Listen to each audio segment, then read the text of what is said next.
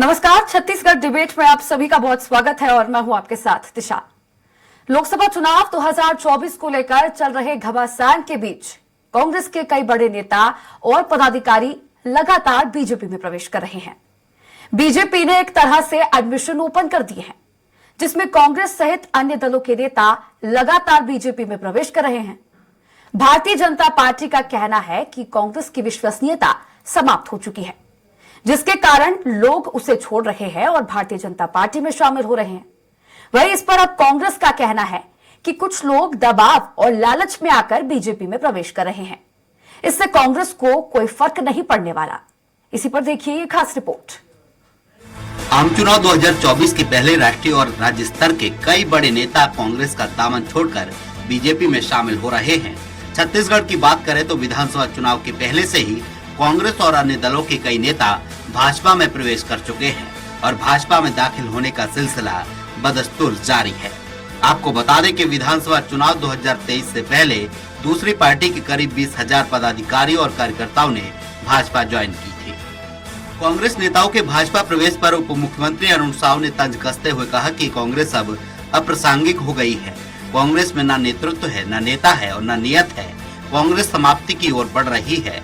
बड़े बड़े नेता कांग्रेस छोड़कर जा रहे हैं। निचले स्तर के पदाधिकारी कांग्रेस छोड़ रहे हैं। यह बताता है कि कांग्रेस की विश्वसनीयता समाप्त हो चुकी है। देखिए, हम शुरू से इस बात को कहते रहे हैं कि कांग्रेस अब अप्रासंगिक हो गई है।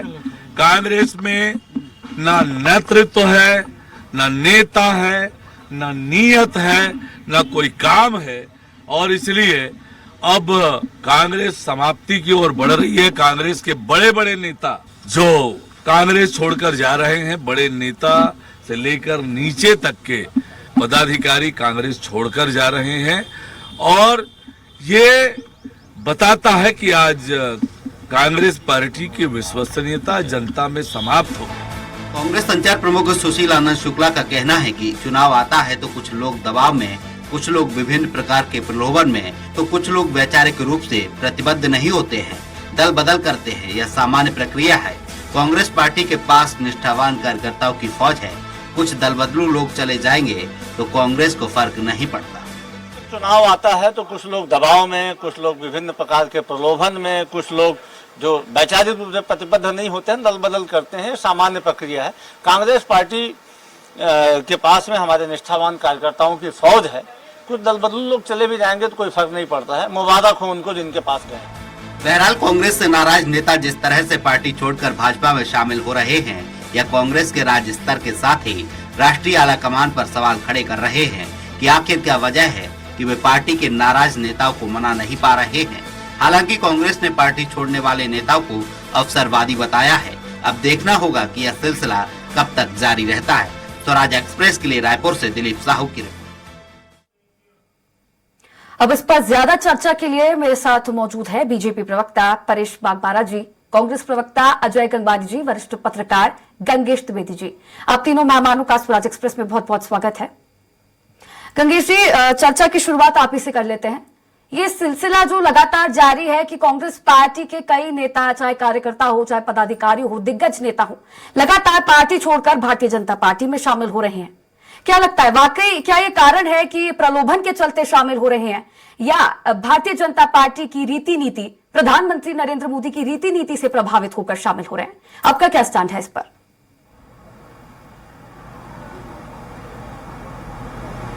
देखिए, स्वाभाविक रूप से जो पार्टी रूलिंग पार्टी रहती है उसके प्रति एक वर्ग रहता है जो दोनों ही पार्टियों में देखिए दो हिस्सा होता है। एक तो डेडिकेटेड करता रहते हैं और नेता रहते हैं जो लगातार उस पार्टी में बने रहते हैं, कभी छोड़ के नहीं जाते। लेकिन एक बड़ा हिस्सा रहता है, चाहे वो भाजपा का शासनकाल का दौर हो या चाहे कांग्रेस का शासनकाल का दौर हो, वो हिस्सा, वो धड़ा भाजपा से कांग्रेस पे, कांग्रेस भाजपा में आता जाता रहता है। हम अगर पुरानी बात करें तो जोगी जी का शासनकाल 2001 में, जब 2000 में छत्तीसगढ़ राज्य बनी थी, उस समय तो ऐसा तांता लगता था कांग्रेस में प्रवेश का। उस मतलब ये जुमला कहा जाता था उस समय कि हो सकता है कि भाजपा के प्रदेश अध्यक्ष भी प्रवेश कर जाएं। इस तरह के मतलब हंसी ठहाके में बात कही जाती थी, इतना प्रवेश होता था। उसके बाद जब 15 साल भाजपा की सरकार आई तो उस दौर में भी भाजपा में लोगों ने प्रवेश किया, लगातार प्रवेश होते रहे। जी बिल्कुल। कांग्रेस की जो पिछली सरकार आई उस दौरान मैं जरूर कहूंगा कि उस दौरान प्रवेश कम हुआ, क्योंकि कांग्रेस ऑलरेडी इतनी ओवर पैक्ड थी। 68 सीट की एक बहुमत 68 सीट की बहुमत साथ तो उनकी सरकार आई थी। सारे मतलब 68 तो विधायक ही हुए थे जो बड़े बड़े पदों के दावेदार थे। उसके अलावा पार्टी में इतनी ज्यादा जगह नहीं थी कि उसमें ज्यादा लोगों को एडजस्ट किया जा सके। तो बहुत सारे जो कांग्रेस छोड़ गए थे वापस आने की स्थिति में नहीं थे, जब चाह रहे थे उनको वापस नहीं लिया गया, ऐसी स्थिति बनी रही। कांग्रेस थोड़ा सा इसमें टाइट भी रहती है। जैसे अभी हाल ही में जो नेता प्रतिपक्ष है कांग्रेस, उन्होंने भी ये कहा कि जो लोग जा रहे हैं उनको जाने दीजिए, उनको फिर वापस नहीं लेंगे। इस मामले में मुझे भाजपा का स्टैंड जो दिख रहा है वो ऐसा दिख रहा है कि लिबरल है भाजपा इस मामले में, वो ज्यादा से ज्यादा लोगों को अपने बीच लेना चाहती है। और एक बड़ी पार्टी का बड़े मन से अगर इस तरह से लोगों का, मुझे लगता नहीं कोई प्रलोभन होगा इसमें। मुझे लगता है कि इसमें खुले मन से स्वागत कर रहे हैं लोगों का, और जितने लोग जुड़ेंगे, जितने कार्यकर्ता जुड़ेंगे, वो पार्टी उतनी मजबूत होती चली जाती है। तो इसका मतलब यह है कि उनकी पॉलिसी में ये बात आ गई है कि जो भी आना चाहे हमारी पार्टी में शामिल हो सकता है, और हमारी पार्टी में शामिल होने के लिए स्वाभाविक रूप से उसकी विचारधारा से प्रभावित होगा, तभी आदमी पार्टी में शामिल होगा। कुछ पद के लाभ वगैरह की बात भी होती है। तो मुझे नहीं लगता कि सारे कार्यकर्ता स्तर में तो कोई पद लाभ होता नहीं है। बड़े नेता हो सकता है कुछ पद लाभ के लिए जा भी चले भी जाएं, लेकिन छोटे कार्यकर्ता तो सामान्य तौर पर विचारधारा और इन सब चीजों और सहूलियत को देखते हुए पार्टी बदलते हैं। तो अभी जो स्थिति है, मुझे ऐसा लगता है कि जिस तरह से अभी लिबरल हुई भाजपा सबको अपने में समेटने का प्रयास कर रही है, मुझे लगता है देश में एक बड़ी पार्टी, सबसे बड़ी पार्टी बनके उभरने का ही ये वो है उनका रवैया है कि वो चाहेंगे कि अधिक से अधिक उनके लोग रहे, उनकी पार्टी में सारे लोग शामिल हो जाएं। तो उनकी एक जो मुहिम भी है वो लगातार बात भी करते हैं कि कांग्रेस मुक्त भारत करने की बात है। तो हो सकता है इस तरीके से भी कांग्रेस मुक्त कर सके भारत को। इस मुहिम में वो काम कर रहे हो। अब ये तो पार्टी ही बताएगी कि इस मुहिम में, एक अंदाजा लगा रहा हूं मैं, लेकिन यह है कि लिबरल है भाजपा और लोगों को तेजी से प्रवेश करा रही है। जी जी बिल्कुल गंगेश जी, ठीक है। अजय जी, आपका रुख करना चाहूंगी। अब लगातार ये सिलसिला जारी है, हम सभी को मालूम है, आप भी जानते होंगे कि एक एक कर कांग्रेस पार्टी के नेता भारतीय जनता पार्टी में शामिल हो रहे हैं। आज ही सुबह की बात है, कांग्रेस के राष्ट्रीय प्रवक्ता गौरव वल्लभ जी वो भारतीय जनता पार्टी में शामिल हो गए। क्या लगता है, क्या कारण है, पार्टी में क्यों इतना असंतोष? सभी कार्यकर्ता, चाहे पदाधिकारी हो चाहे दिग्गज नेता हो, इतनी नाराजगी आखिर नेताओं में क्यों? रखी है। मैं स्पष्ट कर दूं कि हमारा कोई भी कांग्रेस का नेता कोई विचारधारा या उससे प्रभावित होकर नहीं जा रहा है। ये गणेश द्विवेदी की व्यक्तिगत राय हो सकती है, परंतु बहुत महत्वपूर्ण है।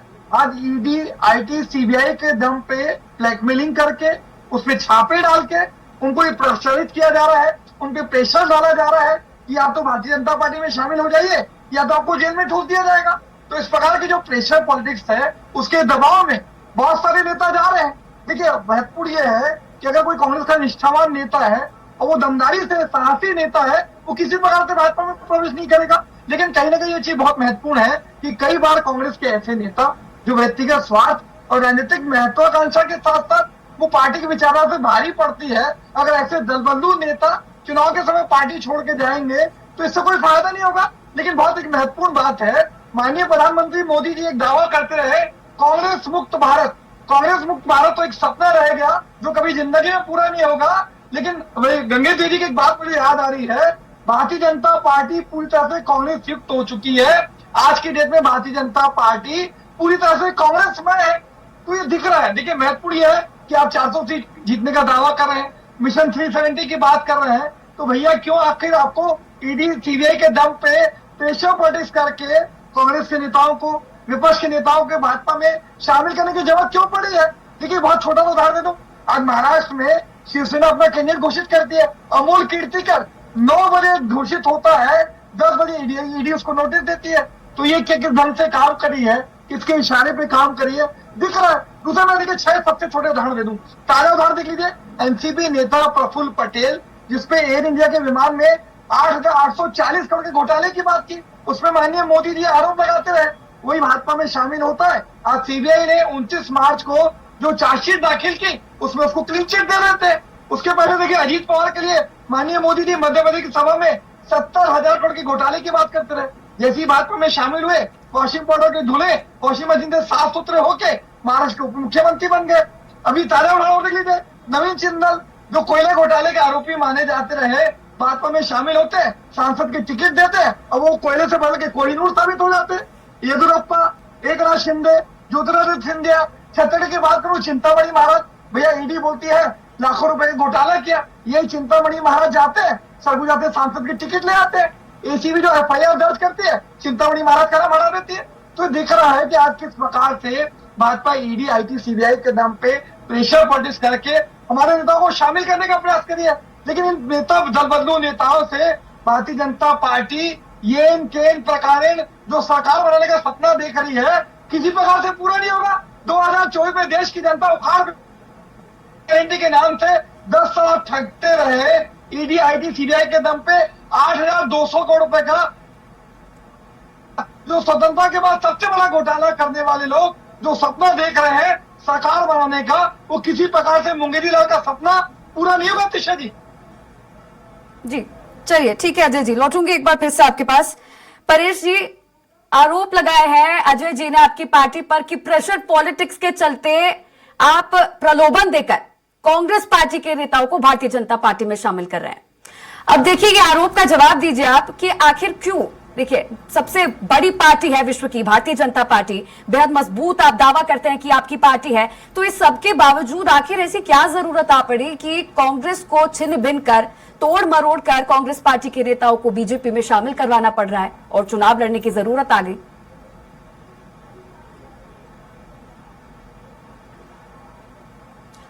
मझधार में नैया डोले तो मांझी पार लगाए, मांझी जो नाव डुबोए उसे कौन बचाए। सबसे खतरनाक होता है सपनों का मर जाना। और जब कांग्रेस के कार्यकर्ताओं को, नेताओं के आंखों में सपने भरने वाला कोई नेतृत्व नहीं रहता है तो फिर पार्टी छिन्न भिन्न होती है। हमारी पार्टी किसी को प्रलोभन नहीं दे रही है, किसी के ऊपर दबाव नहीं डाल रही है। गौरव वल्लभ ने कहा कि भाई उस पार्टी ने राम मंदिर, रामलला के प्राण प्रतिष्ठा में नहीं जाकर के गलती की। मैं इस बात को नहीं मानता। ये लोग जो इंडस्ट्रियल हाउसेज हैं उनके खिलाफ गलत सलत आरोप लगाते हैं। मैं इस प्रकार की जो इकोनॉमिक बहस है, क्योंकि वो आर्थिक क्षेत्र देखते हैं, मैं उसमें शामिल नहीं हो सकता। और ये पार्टी दिशाहीन हो गई है। एक ऐसा टाइटेनिक जहाज कांग्रेस हो गया है जो पूरी तरह डूबता चला जा रहा है। संजय निरुपम ने क्या कहा कि इसमें 5 पावर सेंटर हैं। एक सोनिया जी हैं, एक राहुल जी हैं, एक प्रियंका जी हैं, एक खड़गे जी हैं, एक नेता हैं। ऐसे 5 यहाँ के पावर सेंटर हैं। और अगर इन पावर सेंटर के अलग अलग अपने एक एक कोठरी बने हुए हैं और इन नेताओं के कारण से जो स्टेट की लीडरशिप है वो पेशोपस में है कि वो क्या करे क्या नहीं करे। और उसी का दुष्परिणाम हुआ, चाहे वो राजस्थान है, चाहे वो आपका मध्य प्रदेश है, चाहे वो पंजाब है। ये सब चीजों में, चाहे अमरिंदर सिंह, नवजोत सिद्धू का मामला हो, चाहे राजस्थान में गहलोत जी और सचिन पायलट का मामला हो। छत्तीसगढ़ में क्या हुआ, पहले तामध्वज साहू जी को मुख्यमंत्री घोषित कर दिया गया, फिर 2.5 साल के लिए भूपेश बघेल जी और टीएस सिंहदेव जी को घोषित किया गया।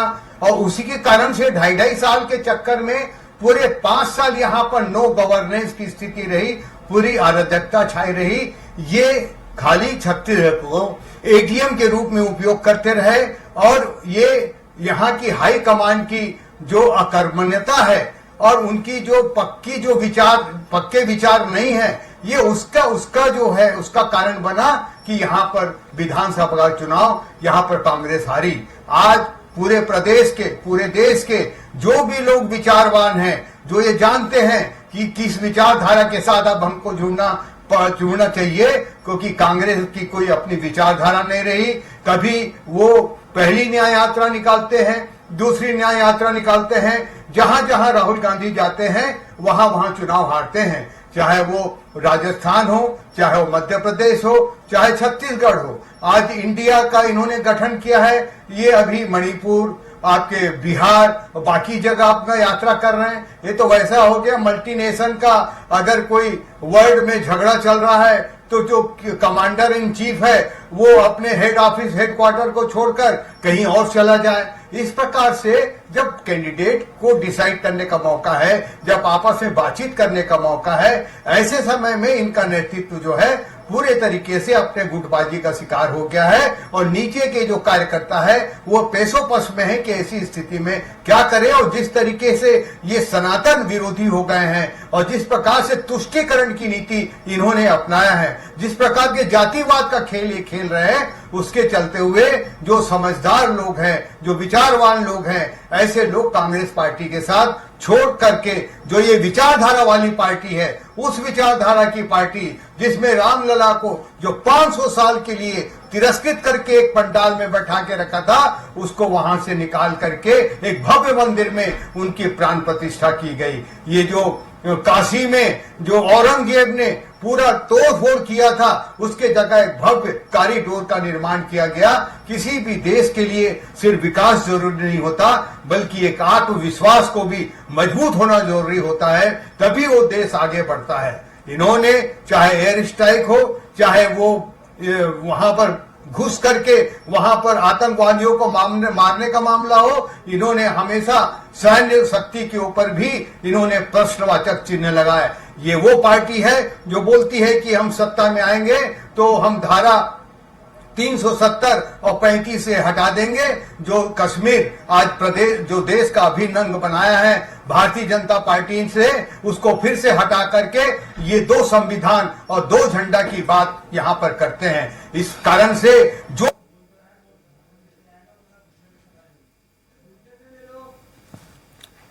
भारतीय जनता पार्टी में आ रहे हैं और हर पार्टी अपना विस्तार करना चाहती है। और अगर ये बोलते हैं कि ये भ्रष्टाचारी लोग वहां जाते हैं, तो क्या कांग्रेस सिर्फ भ्रष्टाचारी लोगों की पार्टी रही है क्या? जो वहां पर थे तब तक ठीक थे और जब यहां आ गए तो भ्रष्टाचारी हो गए। ठीक है, वापस लौटूंगी परिचय आपके पास। अजय जी, अभी आपकी पार्टी का कहना है कि ये नेता जो लगातार कांग्रेस छोड़कर भारतीय जनता पार्टी में शामिल हो रहे हैं, आप लोगों को कोई फर्क नहीं पड़ता इससे लोकसभा चुनाव के मद्देनजर भी कि ये लोग पार्टी छोड़कर भारतीय जनता पार्टी में शामिल हो जाते हैं। इसके क्या मायने निकाले जा सकते हैं? देखिए, या तो आप मान मनोवल करना चाहते नहीं है, या तो फिर आप मान मनोवल कर नहीं पा रहे। जो नाराजगी नेताओं में है उसको आप शायद मैनेज नहीं कर पा रहे। देखिए, जो आप ये बात का प्रयास कर रही है पूरा आपत्तिजनक है। इसमें ऐसी कोई बात नहीं। देखिए, किसी भी पार्टी की बात करो, उसमें 2 प्रकार के कार्यकर्ता होते हैं। एक निष्ठावान कार्यकर्ता होते हैं जो पार्टी की सोच और विचारधारा के लिए काम करते हैं, और कुछ ऐसे कार्यकर्ता, ऐसे नेता होते हैं जिनका व्यक्तिगत स्वार्थ, उनकी राजनीतिक महत्वाकांक्षा पार्टी की विचारधारा से ज्यादा आगे होती है। अगर ऐसे नेता छोड़ के जा रहे हैं तो ये ऐसे लोग हैं जिधर जो अपने स्वार्थ के लिए राजनीति करने का प्रयास है। ठीक है, मैं स्पष्ट कह रहा हूं, मैंने 7 नेताओं का नाम दिया। एनसीपी नेता प्रफुल्ल पटेल, अजीत पवार, चिंतामणि महाराज, नवीन जिंदल, येदुरप्पा, एकनाथ शिंदे, ज्योतिरादित्य सिंधिया, ये सारे ऐसे नेता थे जिन पर ईडी आईटी सीधे लगातार भ्रष्टाचार का आरोप लगाती रही। अब तो भारतीय जनता पार्टी का नाम बदल के भ्रष्टाचारी जुटाव पार्टी कर देना चाहिए, क्योंकि सारे भ्रष्टाचारी जो है इनके वॉशिंग पाउडर की मशीन में धुल के पार्ट साफ हो जाते हैं। तो अब किसी पे दबाव डाल के अपनी पार्टी में शामिल करके चुनाव जीतने का जो सपना देख रहे हैं, ये आपत्तिजनक है। देखिए, गुजरात की बात करूं, आज माननीय प्रधानमंत्री मोदी जी का गृह राज्य है, वहां बड़ोदरा, अन्य इतने सारे कांग्रेसियों को शामिल कर दिया गया है कि वहां के जो लोकल नेता है वो बेचारे अपने आप को उपेक्षित महसूस कर रहे हैं। आज एक बाहर से नेता लाएंगे, चाहे कांग्रेस का और विपक्ष का, भैया उसको कांग्रेस विधायक की टिकट देंगे, उसको सांसद की टिकट देंगे, उसको मुख्यमंत्री बना देंगे, तो उसको विभिन्न विभाग मंडल में अध्यक्ष बना देंगे। तो भैया जो कांग्रेस, जो भारतीय जनता पार्टी का झंडा उठा रहा है, भाजपा जिंदाबाद के नारे लग रहा है, वो कहा जाएगा। देखिए, छत्तीसगढ़ की बात कर लो, आज सरगुजा में क्या मेरे मित्र इस बात को स्वीकार करेंगे कि भाजपा के किसी ऐसे नेता नहीं था इनके पास जिसको सरगुजा से टिकट दी जाए। आप चिंतामणि महाराज जो कांग्रेस से जाते हैं, 1 घंटे में टिकट दे देते सरगुजा से, आज उसके सारे ईडी के जो केस है वो खत्म कर दिए जाते हैं। ताजा देख लीजिए, प्रफुल्ल पटेल पे सीबीआई लगातार आरोप लगाती रही, 840 करोड़ का 29 मार्च को भी जो सीबीआई चार्जशीट दाखिल करती है, नाम हटा देती है। तो आखिर चल क्या रहा है? येन केन प्रकारेण अपनी आप किसी भी राजनीतिक शुचिता को छोड़ के आप किसी हद तक जा सकते हैं।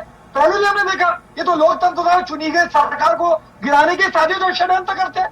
ताजा उदाहरण महाराष्ट्र के लीजिए, इसके पहले गोवा, मणिपुर, कर्नाटक, मध्य प्रदेश, हमने देखा लोकतंत्र द्वारा चुनी गई सरकार को सत्ता बोलो धनबल के दुरुपयोग से गिरा के अपनी सरकार बनाते हैं।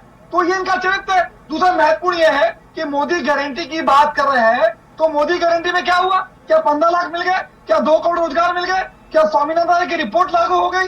क्या बुलेट ट्रेन चालू हो गई? भैया 100 दिन में महंगाई कम करने का दावा करने वाले लोग पेट्रोल 100 के पार, डीजल 90 के पार, सिलेंडर 1100 के पार। तो ये लगातार जो ठगने का प्रयास है, तो ये समझ रही देश की जनता। दूसरा महत्वपूर्ण बात, हमने जो 5 गारंटी की बात की है, महिलाओं के लिए प्रतिवर्ष 1 लाख रुपए, युवाओं को 30 लाख रोजगार प्रतिवर्ष, किसानों के लिए एमएसपी की गारंटी। चलिए, ठीक है अजय जी, अजय जी ठीक है। आरोप जो लगाया है आपने भारतीय जनता पार्टी पर, एक बार इसकी प्रतिक्रिया ले लेते हैं भारतीय जनता पार्टी के से हमारे प्रवक्ता जो मौजूद है उनसे। देखिए, अब कांग्रेस का आरोप है आप पर, ईडी की तलवार जिन नेताओं पर लटक रही होती है वो अचानक आपकी पार्टी में प्रवेश करने से गायब हो जाती है। तो जरा ये प्रक्रिया एक बार समझा दें, ये कैसे हो जाता है? देखिए, ऐसा है कि जितने नेता आए हैं, अगर उसमें से कुछ लोगों के ऊपर जांच चल रही है, वो जांच बंद नहीं हुई है, वो जांच चल रही है। ऐसा कोई नेता नहीं है जिसकी जांच खत्म कर दी गई है। अगर इनको लगता है कि जांच खत्म कर दी गई है, ये कोर्ट में जा सकते हैं, वहां पर पीआईएल फाइल कर सकते हैं कि भाई इसकी जांच की क्या स्थिति है। कोर्ट इनकी बात को सुनेगी, क्यों नहीं सुनेगी? अगर इनको लगता है कि ये संवैधानिक संस्थाएं ठीक से काम नहीं कर रही हैं, सुप्रीम कोर्ट में जा सकते हैं, कोर्ट के दरवाजे खुले हुए हैं। ये सब बहानेबाजी है कि इस कारण या उस कारण। वास्तव में तो जिस प्रकार से मोदी जी ने अपने 10 साल में डिलीवरी किया है काम का, चाहे वो इंफ्रास्ट्रक्चर हो, चाहे डिजिटल इंफ्रास्ट्रक्चर हो, चाहे रोड हो, चाहे वो रेलवे हो, चाहे वो एयरपोर्ट हो, चाहे शौचालय हो, चाहे घर में नल पानी पहुंचाने का मामला हो, चाहे वो मकान बनाने, छत बनाने का मामला हो, चाहे वो सड़क घर तक पहुंचाने का मामला हो, चाहे 80 करोड़ लोगों को मुफ्त राशन देने का मामला हो, हर चीज में मोदी जी ने काम किया है। उसके चलते हुए और जिस तरीके से मोदी की गारंटी को, क्या स्वामीनाथन की रिपोर्ट लागू कर दी है? फिर ये बीच में बोल रहे हैं, फिर ये बीच में बोल रहे हैं। मैं इनके बीच में नहीं बोला था। अब इनको बोलवाइए, फिर अजय जी, इनको बोलवाइए। परेश जी को उनकी प्रतिक्रिया देने दें। अजय जी, मैं चुप हो जाता हूँ, इनको बोलवाइए। आप एक एक कर अपना पक्ष डाउन कर रखिए। अजय जी, एक एक करके अपना पक्ष रखिए, परेश जी को अपनी प्रतिक्रिया पूरी करने दें। हाँ, उनका ऑडियो डाउन कर दीजिए, उसके बाद आप जी।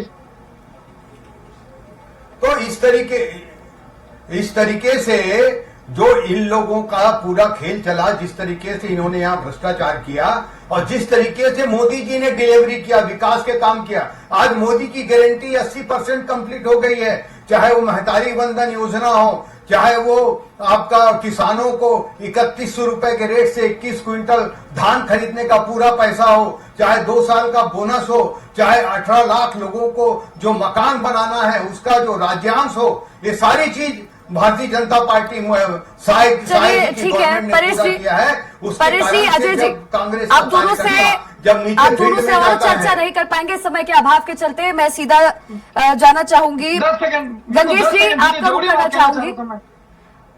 ये जो सिलसिला लगातार जारी है कि भारतीय जनता पार्टी में कांग्रेस के नेता शामिल हो रहे हैं, ये जग जाहिर है। तो क्या ऐसा नहीं लगता कि कहीं ना कहीं भारतीय जनता पार्टी कांग्रेस पर मनोवैज्ञानिक दबाव बनाने की कोशिश कर रही है लोकसभा चुनाव से ठीक पहले, ये दल बदल का गेम खेलकर?